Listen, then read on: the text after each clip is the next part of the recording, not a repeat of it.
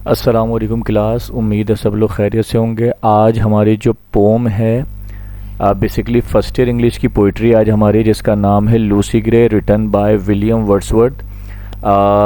Pome पढ़ाने से पहले डिस्कस करते हैं विलियम वर्ड्सवर्थ के बारे में। विलियम वर्ड्सवर्थ के बारे में कहा जाता है पोइट ऑफ नेचर के। ये जो हैं ये नेचर के पोइट हैं, क्योंकि जाहिर से इन्होंने ज़्यादातर जो पोइट्री लिखी है वो बेसिकली नेचर्स के बारे में है, जिसके अंदर इंसानों को भी डिस्कस करा है, चीज़ों को भी डिस्कस करा है। तो आज जो हमारी पोइट्री है विलियम वर्ड्सवर्थ की, उन्होंने आज जिस नेचर को डिस्कस किया है वो बेसिकली लूसी ग्रे है। और लूसी ग्रे बेसिकली क्यों नाम रखा गया है? Lucy grey is the name of a child, यानी एक छोटी सी बच्ची का नाम है लूसी ग्रे।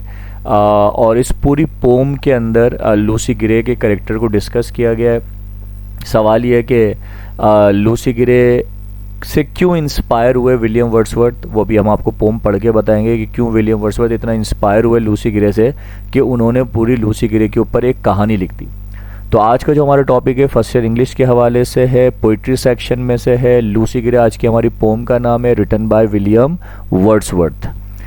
ये एक तस्वीर है आपके सामने, जिसके अंदर एक चाइल्ड दिखाई गई है जो कि कह लें कि स्नोफॉल हो रही है, बर्फ़बारी हो रही है, और उसके हाथ में एक लैंटर्न है। लैंटर्न मींस जो आज के दौर में कहा जाता है लालटेन।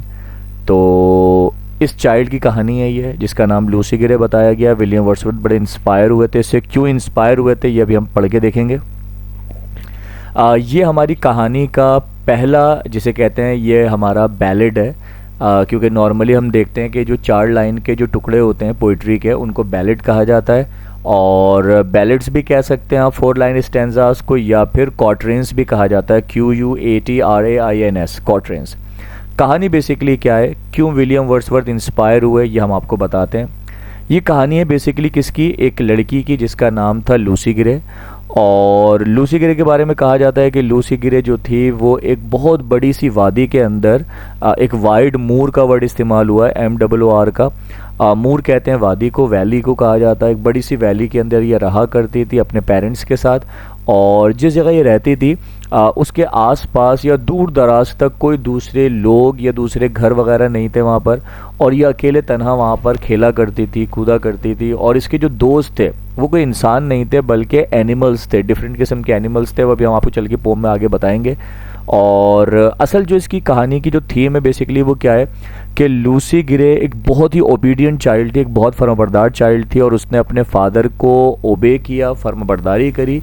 और फर्माबरदारी करते करते करते वो क्या हो गई थी, वो अपनी ज़िंदगी से हाथ धो बैठी थी, यानी कि वो इंतकाल कर गई थी, यानी कि वो एक हादसे में हलाक हो गई थी। और वो हादसा क्या हुआ, कैसे हुआ, ये हम आपको बताते हैं। अच्छा, जब आप ये पोइट्री पढ़ेंगे, यानी कि लूसी ग्रे जब आप पोम पढ़ेंगे, तो इसके स्टार्टिंग के जो 3 बैलेड्स हैं, यानी जो फर्स्ट 4th लाइन का पार्ट है, जो सेकंड 4th लाइन का पार्ट है, और जो 3rd 4th लाइन का पार्ट है, वो तीनों जो पार्ट्स हैं वो बेसिकली पोइट्री तो है, लेकिन वो असल में विलियम वर्ड्सवर्थ के अपने ओपिनियन है लूसी ग्रे के बारे में और पूरी कहानी के बारे में।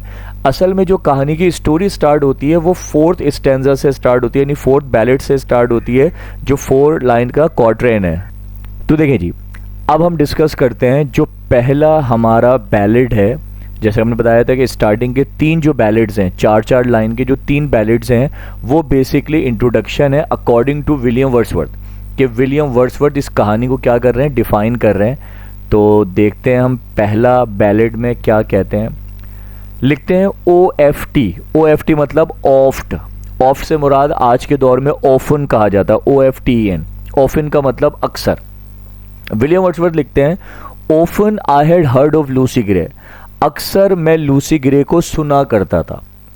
And when I cross the wild, जब मैं वहां से गुजरा करता था। वाइल्ड कहा गया है यहाँ पे जंगल को, वादी को, वैली को, सही है ना।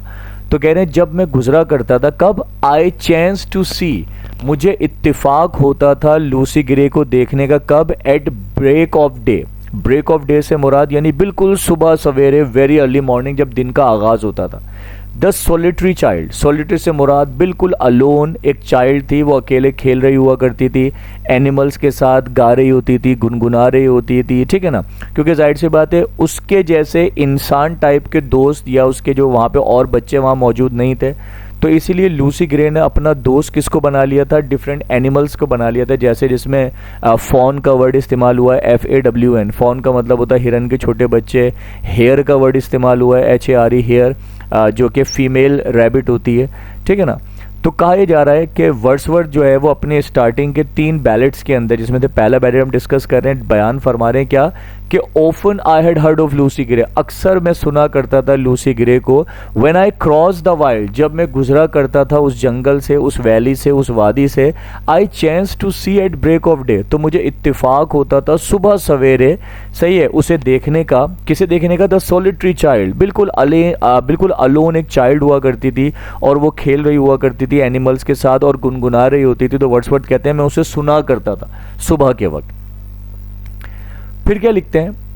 No mate no comrade Lucy knew, यानी कि जहां लूसी ग्रे रहती थी, नो मेट, उसके कोई दूसरे, कोई क्लासमेट, कोई फ्रेंड्स, कोई नेबर्स, कोई नहीं थे। नो कॉमरेड, कॉमरेड का मतलब होता है दोस्त, अहबाब, साथी जो होते हैं। तो कह रहा है no mate no comrade Lucy knew, Lucy Gray के ना कोई दोस्त थे, ना कोई अहबाब थे, ना कोई रिश्तेदार थे, क्योंकि वो एक पूरी बड़ी सी वादी में उनका अकेला एक घर था। शी डिवेल्ट, डिवेल्ट का मतलब होता है रहना, गुजारना, जिंदगी गुजारना, सही है। तो कह रहे हैं she dwelt on a wide moor, wide means बहुत बड़ी सी, और मूर का मतलब है वादी, एक बहुत बड़ी सी वादी के अंदर लूसी ग्रे अपने पेरेंट्स के साथ जो है वो डिवेल्ट कर रही थी, जिंदगी गुजार रही थी, सही है ना। और फिर क्या लिखा हुआ है? The sweetest thing that ever grew beside a human door, और वर्ड्सवर्थ जो है तो कहा क्या जा रहा है? The sweetest thing that ever grew beside a human door, यानी विलियम वर्ड्सवर्थ जो हैं वो इतने ज्यादा इंस्पायर हैं इस लूसी ग्रे से कि वो उनके बारे में क्या लिख रहे हैं? कह रहे हैं द स्वीटेस्ट थिंग, यानी इतनी खूबसूरत मखलूक, इतनी खूबसूरत चाइल्ड, इतनी innocent child, that ever grew beside a human door.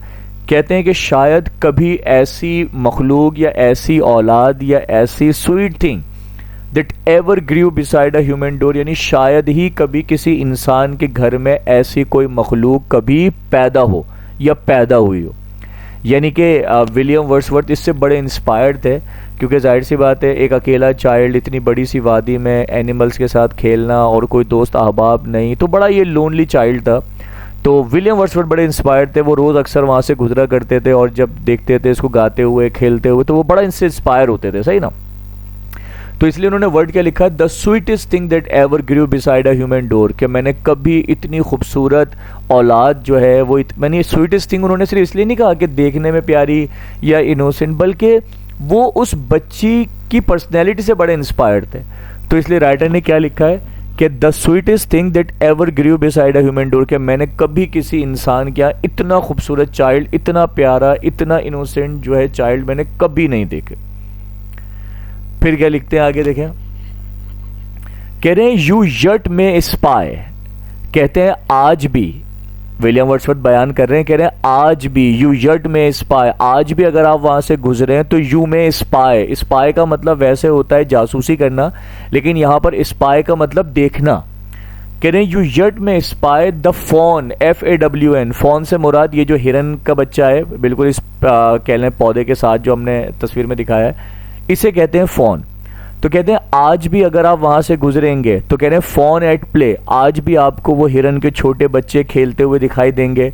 The hare upon the green, वो ग्रीन सी हरियाली के ऊपर है ना, हेयर से मुराद जो रैबिट है यानी फीमेल रैबिट है वो खेलते हुए दिखाई देंगे। But the sweet face of Lucy grey will never more be seen, लेकिन वो प्यारा सा, मासूम सा, इनोसेंट सा चेहरा लूसी ग्रे का will never more be seen, अब दोबारा कभी नहीं दिखाई देगा। सवाल ये सर है, कहानी शुरू होने से पहले ही हमने लूसी ग्रे का कैरेक्टर ख़त्म कर दिया कि लूसी ग्रे का वो प्यारा सा चेहरा दिखाई देगा। क्यों नहीं दिखाई देगा भाई? असल में विलियम वर्ड्सवर्थ ने ये कहानी तब लिखी है जब वो इसको देखा करते थे, और फिर एक वाकया लूसी ग्रे के साथ ऐसा हुआ था कि लूसी ग्रे जो है एक बहुत ऊंचे वुडन ब्रिज से गिर के वो क्या हो गई थी, हलाक हो गई थी। और हलाक कैसे हुई थी ये भी हम आपको चल के बताते हैं आगे। तो कहा जा रहा है कि विलियम वर्ड्सवर्थ पहले भी गुजरा करता था, तो वो लूसी ग्रे को देखा करता था खेलते कूदते वहाँ पे, और फिर वो बाद में भी वहाँ से गुजरा, लेकिन जब वो लूसी ग्रे मर गई थी, उसका इंतकाल हो गया था, वो गिर गई थी एक बहुत ऊंचे पहाड़ पे से या उस पे से वुडन ब्रिज पे से, तो कह रहे हैं अब वो लूसी ग्रे वहाँ नज़र नहीं आती। अब वो एनिमल्स तो वहाँ खेलते हुए दिखाई देते हैं, लेकिन लूसी ग्रे दिखाई नहीं देती, क्योंकि जाहिर सी बात है वो मर चुकी है। सही है। अब ये तो 3 जो बैलेट्स थे वो हमने आपको बता दी है। ये बेसिकली था इंट्रोडक्शन, जो कि अकॉर्डिंग टू विलियम वर्ड्सवर्थ था। अब हम आते हैं एक्चुअल कहानी पे कि कहानी किस तरह स्टार्ट होती है, तो देखते हैं नेक्स्ट। अब ये कहानी स्टार्ट कहाँ से होती है कि लूसी ग्रे की जो मदर हैं वो गई हुई हैं अपने घर से दूर, एक टाउन गई हुई हैं, और ये जिस वैली में रहते हैं वहाँ पर बर्फबारी होती है, जैसे देख भी सकते हैं आप स्क्रीन पे। तो लूसी ग्रे के जो फादर थे वो लूसी ग्रे से कहते हैं कि बेटा आपने कहाँ जाना है, आपने दूर टाउन जाना है, दूसरे टाउन जाना है। और क्यों जाना है? क्योंकि कहता है कि आपकी जो मदर हैं वो वहाँ पर गई हुई हैं, सही है ना, और आपको भी वहाँ जाना है, क्योंकि आपकी मदर को वापस आते आते थोड़ी शाम हो जाएगी, और शाम हो जाएगी तो जाहिर सी बात है बर्फबारी का दौर चल रहा है, तो है ना ऐसा पॉसिबल है कि तूफान आ जाए। क्योंकि उस दिन जिस दिन ये अपनी बेटी को भेज रहे थे लूसी ग्रे के फादर, तो उस दिन जो है वो शाम में तूफान एक्सपेक्टेड था, और तूफान भी कैसा, कह लें कि स्नोई स्टॉर्म। स्नोई स्टॉर्म से मुराद क्या होता है, यानी बर्फ का तूफान जो था वो एक्सपेक्टेड था। तो इसलिए वो अपनी बेटी से कहते हैं कि आज आपको क्या करना है, आज आपको जाना है टाउन और अपनी वालदा को वापसी में रिसीव करते हुए लेके आना है। और जाते जाते उन्होंने कहा था कि बेटा अपने साथ एक लैंटर्न ले जाओ, क्योंकि वापसी आते आते थोड़ा सा शायद अंधेरा हो जाए, तो लैंटर्न की रोशनी से क्या होगा, रास्ता ढूंढने में क्या हो जाएगी, आसानी हो जाएगी। और वजह यह है कि पहाड़ी इलाका है, खुला इलाका, बिल्कुल ओपन फील्ड है, तो वहाँ पे गलियाँ वगैरह तो है नहीं कि बंदा इजीली जो है ना वो निशानी से पहुँच जाए घर पे, ठीक है ना। तो अब कहानी स्टार्ट होती है कहाँ से, कि इसके फादर इसको ऑर्डर क्या देते हैं, देखें लिखा हुआ भी है, tonight will be a stormy night. इसके फादर कहते हैं कि आज रात या आज शाम को तूफान एक्सपेक्टेड है, यानी बर्फ का तूफान, यानी कि स्नोफॉल एक्सपेक्टेड है। और फादर कहते हैं अपनी बेटी से, नहीं लूसी ग्रे से, you to the town must go, कि तुम्हें कहाँ जाना चाहिए, तुम्हें कहाँ जाना पड़ेगा, तुम्हें टाउन जाना पड़ेगा। क्यों जाना पड़ेगा? क्योंकि तुम्हारी मदर वहाँ गई है, उनको रिसीव करने जाना है। And take the lantern child, और जाते जाते अपने साथ क्या ले जाओ, एक लैंटर्न, एक लालटेन ले जाओ, ताकि किस लिए, टू लाइट से मुराद तुम्हें रोशनी मिल सके और वापसी में भी तुम्हें सपोर्ट मिल सके। Your mother through the snow, क्योंकि तुम्हारी वालदा भी हो सकता है तुम्हें रास्ते में मिल जाए, या फिर वो वहाँ पर मौजूद हो और उनके साथ तुम्हें वापस आना पड़े। तो कहते हैं your mother through the snow, हो सकता है तुम्हारी वालदा भी जो है ना वो बर्फ में पैदल चलती हुई वापस आ रही हूँ। तो बेटी जवाब में क्या लिखती है, कहती है that father will I gladly do, कहती है जो आपने हुक्म दिया है मेरे फादर, मैं उससे बड़ी खुशी से परफॉर्म करूंगी, क्योंकि मैं एक ओबीडियंट चाइल्ड हूँ और आपका हुक्म मेरे लिए बहुत मायने रखता है, तो लिहाजा मैं जाऊंगी आपके हुक्म के मुताबिक। हालांकि देखा जाए तो इसके फादर को खुद जाना चाहिए था, क्योंकि जाहिर सी बात है खुद बता भी रहे हैं कि स्टॉर्मी तूफान जो है ना, स्टॉर्मी कह लें स्टॉर्म आने वाला है, स्नोई स्टॉर्म आने वाला है, तो इनको खुद जाना चाहिए था। लेकिन बहरहाल इन्होंने अपनी बेटी को कहा, तो बेटी ने जवाब में कहा कि that father will I gladly do, जो आपका हुक्म मैं परफॉर्म करूंगी, मैं जाऊंगी। दिस स्कर्सली आफ्टरनून, कहती है मुझे डर तो लग रहा है कि ये आफ्टरनून कैसी है, काफ़ी ज़्यादा स्केरी टाइप की है, क्योंकि जाहिर सी बात है जहाँ पे बर्फ़बारी हो रही होती है, जहाँ पे इतनी बर्फ़ पड़ रही होती है, तो वहाँ पे सूरज बहुत ही मध्यम निकलता है, बहुत ही कम निकलता है, सही है ना। और कहा जाता है कि इतना डार्कनेस होती है इन इलाकों के अंदर जहाँ बर्फबारी हो रही होती है कि वहाँ पर चांद भी आपको नज़र आ सकता है, क्योंकि इतनी डार्कनेस होती है। फिर क्या लिखा हुआ है, the minster clock has just struck 2, जब लूसी ग्रे जा रही होती है तो उस टाइम घड़ियाल के अंदर 2 बजता है, 2 बजे का घंटा बजता है। And yonder is the moon, और कहा जाता है कि इतना अंधेरा हो रहा होता है दोपहर के वक्त भी कि चांद जो है वो योंडर इज द मून, चांद दिखाई दे रहा होता है।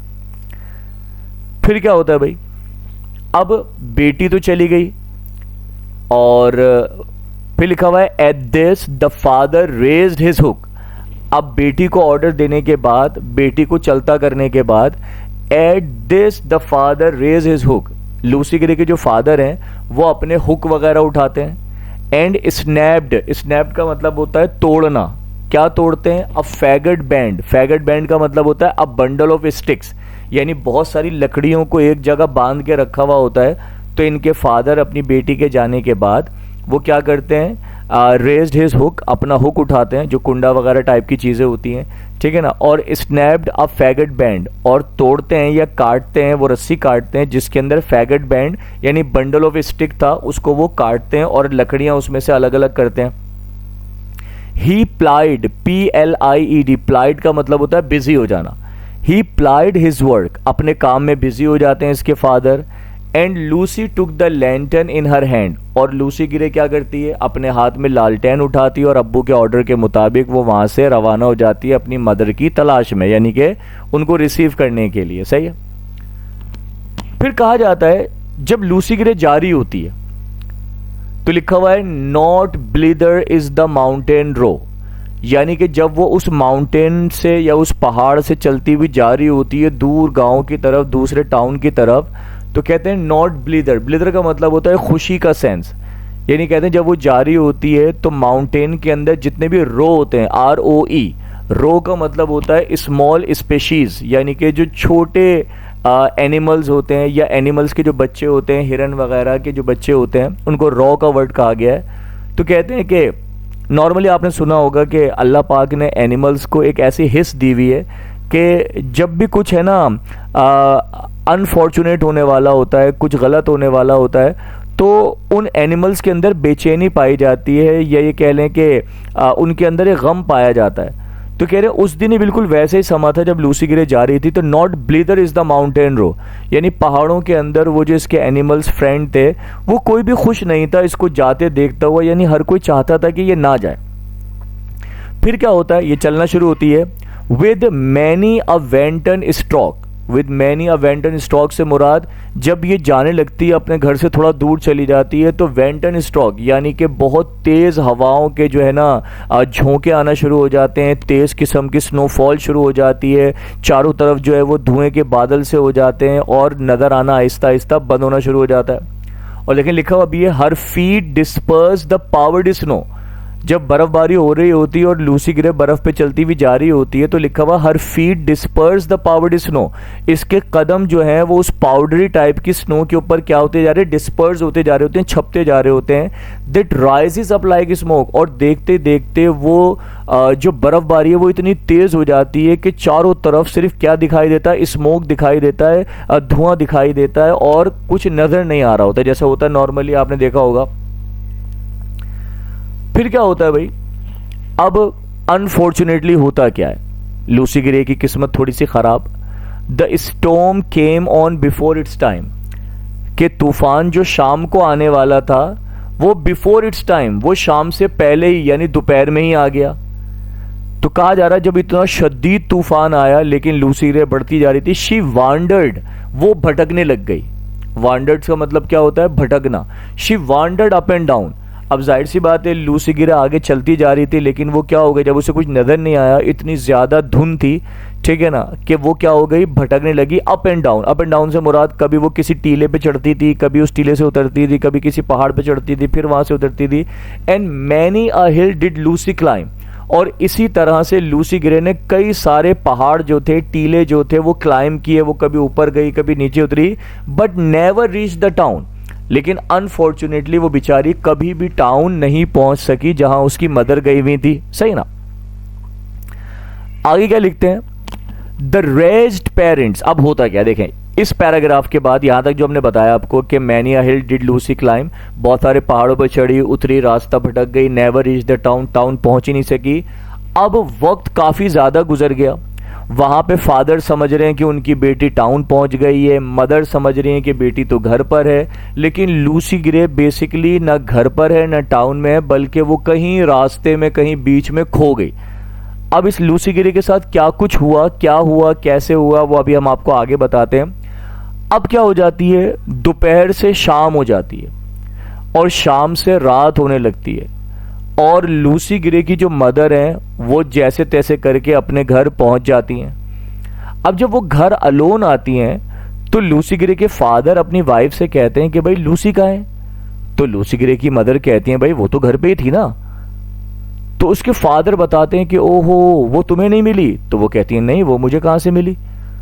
तो फिर फादर कहते हैं अरे उसको तो मैंने दोपहर से भेजा हुआ है। तो ये दोनों परेशान होते हैं कि ओहो बीच में तूफान आ गया, पत्नी हमारी बेटी कहाँ चली गई, कहाँ फंस गई, क्या हो गया, क्या हुआ। तो ये क्या होता है, अब ये दोनों पेरेंट्स अपनी बेटी को तलाश करने निकलते हैं। तो देखें लफ्ज लिखा हुआ है क्या, the raised parents all that night. वो बेचारे बदबख्त बेचारे पेरेंट्स जो थे ऑल दैट नाइट, पूरी रात, went shouting far and wide, दूर दूर तक गए, आवाजें लगाई, चिल्लाए, पुकारे, लूसी गिरे को आवाजें लगाई कि शायद कहीं से लूसी गिरे दिखाई दे जाए। अच्छा वजह क्या थी, एक तो आवाज सुनाई नहीं दे रही, दूसरा क्या है इतना शदीद अंधेरा है क्योंकि दिन में भी डार्कनेस थी, सही ना, यानी दोपहर में भी चांद दिखाई दे सकता था आसमान के ऊपर, इतनी डार्कनेस थी। तो अब आप बताएं जब रात हो गई है, सूरज बिल्कुल ही जो है ना वो सन बिल्कुल ही सेट हो गया है, तो फिर आप बताएं कि किस तरीके से कह लें रोशनी होती, तो बिल्कुल अंधेरा हो गया था। तो कहा जा रहा है इन्होंने बड़ी आवाजें लगाई, शाउटिंग फार एंड वाइड, दूर दूर तक गए, पुकारा उसको, आवाजें लगाई, but there was neither sound nor sight. लेकिन ना लूसी गिरे कहीं दिखाई दी, ना उसकी कहीं से कोई आवाज सुनाई दी, to serve them for a guide, जिससे इन पेरेंट्स को रहनुमाई मिलती उस तक पहुंचने के लिए। अब क्या होता है भाई, अब जाहिर सी बात है पेरेंट्स ने बोला कि यार अब तो रात हो रही है और कोई फायदा नहीं है ढूंढने का, क्योंकि जाहिर सी बात नजर में तो कुछ आ नहीं रहा, सही ना। तो अब क्या करें, अब इंतजार करते हैं सुबह होने का। जैसे सुबह वेरी अर्ली मॉर्निंग होगी, हम फिर निकलेंगे अपनी बेटी को तलाश करने के लिए। तो देखिए कह रहे हैं at day break on a hill they stood, यानी जैसे सुबह होती है, जैसे सुबह होती है तो ये इस तरह के टीले के ऊपर आके खड़े हो जाते हैं, जो कि इनके घर के करीब सबसे ऊंचा टीला होता है, पहाड़ होता है। और ये वहां से खड़े होकर क्या करते हैं, दैट ओवरलुक द मूर, ये पूरी वादी को देखते हैं, क्योंकि इतना ऊंचा पहाड़ होता है, उस पहाड़ पे खड़े होकर ये पूरी वादी को देखते हैं। और and thence they saw the bridge of wood, और उस पहाड़ पर खड़े होकर जब ये नजर दौड़ाते हैं दूर दूर तक, तो इनको काफी दूर एक वुडन ब्रिज नजर आता है, एक बड़ा सा कह लें लकड़ी का पुल नजर आता है, जो कि दो पहाड़ों के बीच में होता है। अ फरलॉन्ग फ्रॉम देयर डोर, और ये ब्रिज कहां था, इनके घर से कई फरलॉन्ग, कई माइल के फासले पर था। अब क्या होता है भाई, इतनी देर खड़े रहे, आवाजें लगाई, ढूंढा अपनी बेटी को, पर कहीं से कोई नामो निशान उसका दिखाई नहीं दे रहा। यानी अब जाहिर सी बात है कल से बेटी गायब है, दोपहर से, दोपहर गुजर गई, तूफान गुजर गया, रात गुजर गई, सुबह हो गई, पर कोई नामो निशान मौजूद नहीं है। और ये बहुत दूर टीले पे खड़े हो गए, देख रहे थे, तो इनको बहुत दूर क्या नजर आया, एक ये इस तरह का वुडन ब्रिज नजर आया दो पहाड़ों के बीच में। फिर क्या लिखते हैं आगे, अब जाहिर सी बात है इन पेरेंट्स को रियलाइज होने लगा कि कल दोपहर से उनकी बेटी गायब है, और इतनी शदीद ठंड है, इतनी सर्दी है, बर्फबारी है, और पूरा दिन पूरी रात वो बाहर रही, न जाने कहाँ होगी इतनी इस ठंड में। अब इनको ऐसा लगने लगा कि शायद इनकी बेटी मर गई, शायद इनकी बेटी कहीं दब गई, कहीं मर गई, सही है ना, कहीं हलाक हो गई, कहीं बर्फ के अंदर कहीं फंस गई। तो लिखा हुआ है दे वेप्ट, वो रोने लग जाते हैं। एंड टर्निंग होमवर्ड क्राइड, और रोते रोते इस पहाड़ पर से रोते रोते ये क्या होना शुरू हो जाते हैं, नीचे उतरना शुरू होते हैं घर की तरफ जाने के लिए। और क्या रोते हुए कह रहे होते हैं, कह रहे होते हैं in heaven we all shall meet, अब हम कहाँ मिलेंगे, अब हम जन्नत में मिलेंगे। यानी कि अब इन पेरेंट्स को रियलाइज होने लगा था कि हमारी बेटी कहीं होगी भी तो वो मर चुकी होगी। तो क्या कहते हुए रोते हुए जा रहे होते हैं ये पहाड़ से नीचे उतरते हुए कि in heaven we all shall meet, कि अब हम कहाँ मिलेंगे, अब तो हम जन्नत में ही मिलेंगे, क्योंकि अब तो हमें हमारी बेटी मिलेगी नहीं। लेकिन जब ये उस टीले से नीचे उतर रहे होते हैं तो लिखा हुआ है van in the snow the mother spied, ये वही स्पाई है, SPY, स्पाई की सेकंड फॉर्म होती है स्पाइड, यानी देखना। तो कहा जा रहा है van in the snow the mother spied, जब रोते रोते वो नीचे उतर रही होती हैं पहाड़ से, तो एकदम उनकी निगाह पड़ती है कहां पर, बर्फ के अंदर, स्नो पर निगाह पड़ती है उनकी। द प्रिंट ऑफ लूसीज फीट, और उस बर्फ के अंदर उनको क्या नजर आता है, लूसी गिरे के छोटे छोटे कदमों के निशान नजर आते हैं। और ये निशान कहाँ की तरफ होते हैं? Then downward from the steep hill's edge, यानी कि उस पहाड़ से नीचे की तरफ इनको निशान नजर आते हैं। यानी कि एक थोड़ी सी इनको एक रोशनी, एक किरण नजर आई इनको कि चलो हमारी बेटी के कदमों के निशान नजर आ गए, और वो कहाँ की तरफ थे? डाउनवर्ड थे, नीचे की तरफ पहाड़ से। तो लिखा हुआ है they track the footmarks small. अब इन पेरेंट्स ने क्या किया? उन छोटे छोटे कदमों को ट्रैक करना शुरू किया, पीछा करना शुरू किया। And through the broken hawthorn hedges, कहा यह जा रहा है कि वो कदमों के निशान पीछे करते करते वो कदमों के निशान कहां से गुजर रहे थे? Through the broken hawthorn hedges, यानी कि टूटी फूटी जगहों से, झाड़ झकड़ों में से गुजरते गुजरते, and by the long stone wall, जैसे आपको तस्वीर नजर आ रही है, एक लंबी सी पत्थरों की दीवार थी, सही है ना? उन पत्थरों की दीवार के साथ साथ लूसी के कदमों के निशान जो है वो वन बाय वन नजर आ रहे थे, और वो पेरेंट्स पीछा करते जा रहे थे। फिर लिखा हुआ है उस पत्थरों की दीवार से गुजरते गुजरते जब और आगे बढ़े, and then an open field they cross, तो एक बड़ी सी खुला मैदान सा आया, बर्फ भरी हुई थी उसके अंदर, और वो कदमों के निशान जैसे स्क्रीन पे नजर आ रहे हैं आपको, इनको भी नजर आते गए। The marks were still the same, कदमों के निशान अभी भी एक के बाद एक दिखाई दे रहे थे। दे ट्रैक देम ऑन, और ये पेरेंट्स क्या करते गए? उसको पीछा करते चले गए। नॉर एवर लॉस, इन्होंने उन कदमों के निशानों को तब तक नहीं छोड़ा जब तक वो निशान गायब नहीं होगा या खत्म नहीं होगा। एंड टू द ब्रिज दे केम, और फिर उन्हीं कदमों को पीछा करते करते करते करते ये कहां तक पहुंचे? ये उसी लकड़ी के ब्रिज पर पहुंचे जो इन्होंने दूर टीले पे खड़े होकर देखा था, जो कि फरलॉन्ग देयर हाउस था, जो इन घर से कई लॉन्ग के फासले पर, कई कह लें लॉन्ग डिस्टेंस पे था। तो इनको वही ब्रिज नजर आया।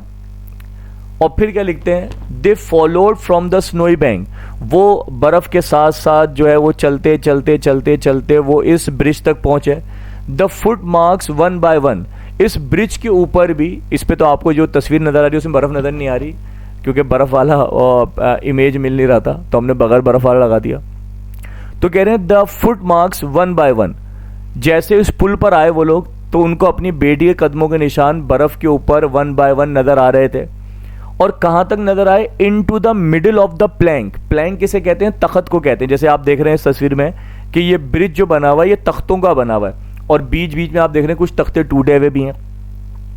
तो बिल्कुल इसी तरीके से वो जो वुडन ब्रिज था दो पहाड़ों के बीच के अंदर, जिसपे पूरी बर्फ जमी हुई थी, तो कह रहे हैं कि one by one into the middle of the Planck, वो कदमों के निशान एक के बाद एक कहां तक नजर आए? मिडिल ऑफ द प्लैंक, यानी उस पुल के बिल्कुल मिड के जो प्लैंक तख्त तक थे वो निशान नजर आए। And further there were none, और उस मिड वाले प्लैंक के आगे कोई और निशान नहीं था, क्योंकि मिड वाले प्लैंक के बाद तकरीबन एक या दो तख्ते जो है वो टूटे हुए थे।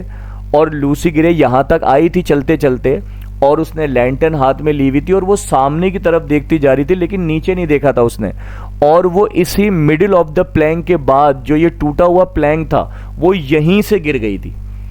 और ये तो हमने एक छोटा सा ब्रिज बनाया दिखाया, वरना नॉर्मली वो जो ब्रिज था जहां से वो गिरी थी वो गालबन ब्रिज जो कुछ है इस तरह से हाइट पर था कि वो बहुत ऊंचे ऊंचे पहाड़ों पे बना हुआ था, और इस तरह लकड़ी का पुल था और बर्फ जमी हुई थी, और बीच का प्लैंक जो थे वो टूटे हुए थे। माफ कीजिएगा।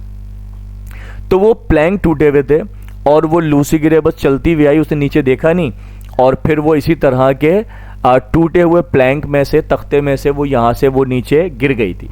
इसीलिए उसके कदमों के निशान मिडिल ऑफ द प्लैंक तक तो नजर आए, लेकिन उसके आगे वाले तख्तों पर कोई निशान मौजूद नहीं थे, क्योंकि बीच वाले तख्तों में से वो यहां से गिर चुकी थी। तो इस तरह उसकी जो है वो मौत हो गई थी। अब आखिर में दोबारा विलियम वर्ड्सवर्थ अपनी फीलिंग बयान कर रहा है उस चाइल्ड के लिए। कहता है yet some maintain that to this day, कहते हैं आज भी लोग कहते हैं कि उस दिन she is a living child, जिसकी मौत हुई वो कोई आम चाइल्ड नहीं थी, वो एक बड़ी लिविंग चाइल्ड थी, जिंदा दिल चाइल्ड थी, वो खुश रहने वाली, गाने गाने वाली, इंजॉय करने वाली, सही ना, इंसान जैसे दोस्त नहीं थे, लेकिन उसने एनिमल्स को अपना दोस्त बनाया हुआ था। और बिल्कुल ऐसी एक वादी में वो रहती थी जहां उसका एक अलोन घर था, ठीक है ना, और दूर दूर तक कोई और आबादी का, लोगों का नामो निशान नहीं था।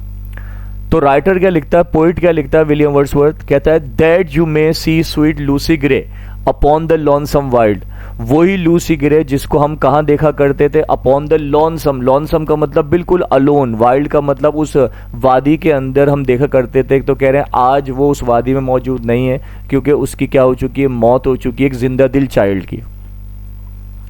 और फिर आखिर में क्या लिखते हैं, over rough and smooth she trips long.